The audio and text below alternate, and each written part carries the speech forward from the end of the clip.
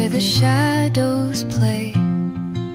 The wind hums songs at the break of day. Whispering pines, secrets untold, carrying tales only the forest holds. Moonlight spills the velvet dark, etching patterns, leaving its mark. The roots stretch deep, the earth's gentle sigh, a lullaby sung to the open sky. Oh, whispering pines, sing me your tune, caught in the rhythm. Good morning everyone, welcome back to my channel. তো আজকে হচ্ছে সোমবার, আজকে শ্রাবণের প্রথম সোমবারও। তো যখনই তোমাদের সাথে কথা বলতে যাব তখনই রাস্তা দিয়ে এই হকারগুলো এমন যায় না, সেটাও উঠে গেছে আওয়াজটা। কি যে বলি, ভাবছি যে মন্দিরে গিয়েও জলটা ঢেলে আসি। তো কাছেই তো মন্দির, জানোই আমি অনেকবারই গেছি মন্দিরে, যেটাতে শিবরাত্রিতে যাই। আর আজকে না ওয়েদারটা ভালোই আছে, তো বেশ ভালোই রোদ আছে, পরিষ্কার আকাশটা। তো চলো যাই, আমি সব গুছিয়ে টুছিয়ে নিয়েছি। আর এই দেখো কালারটা ভালো এসছে না, এই দেখো।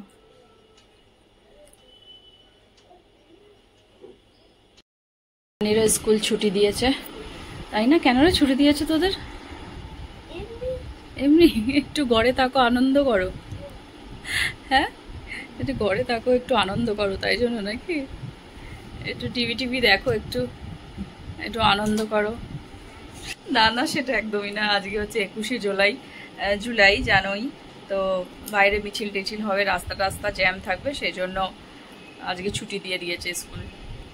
ঈশানেরও ছুটি আর হানিরও, দুজনেরই ছুটি। তো এই যে হাতের মেহেন্দিটা সাপ ব্যাং কি এঁকেছি জানি না, আমি ভালো ডিজাইন করতে পারি না, যা পেরেছি তাই করেছি। এই দেখো, এই যে আমার ঘরে শিব ঠাকুরের পুজো হয়ে গেছে। এই যে এই দেখো,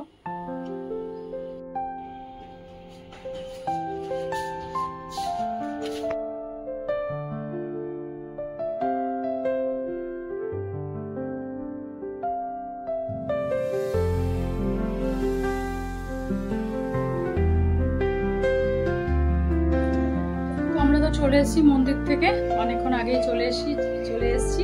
তো এসে একটুখানি লিকার চাটা খেলাম। আর হানি, আমি তো যাইনি, আমি তো নিজের বিছানা গুছাচ্ছি। ও যাইনি, বিছানা গুছাচ্ছি, ঠিক আছে। ওকেও যাইনি, তোমাকে পরে নিয়ে যাবো, ঠিক আছে? যাই হোক, ওকে পরে নিয়ে যাবো। আর নিয়ে যাইনি কেন কি, মন্দিরে অনেক ভিড় হবে, তো সেই জন্য আর নিয়ে যাইনি। তো হ্যাঁ, ভিড়ও হয়েছিল, অনেকক্ষণ দাঁড়ানো ছিলাম, ভিড় ছিল অনেক। তো যাই হোক, ও সেই সময় ঘুম থেকে উঠেছিল বলে আর নিয়ে যাইনি।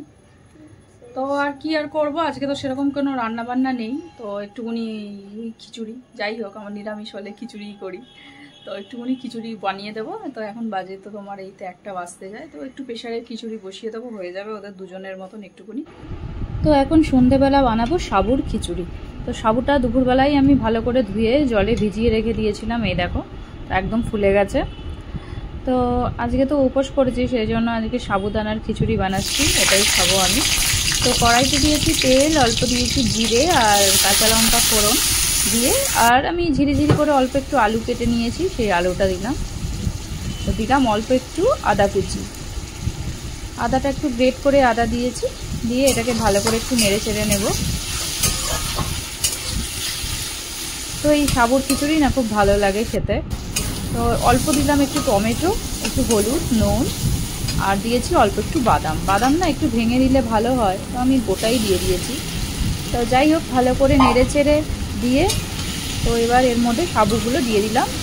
এবার ভালো করে নেড়ে নিলেই একদম রেডি। এত মানে 5 মিনিটেই হয়ে যায়, খুব একটা দেরি লাগে না। এরকম হয়ে গেছে একদম।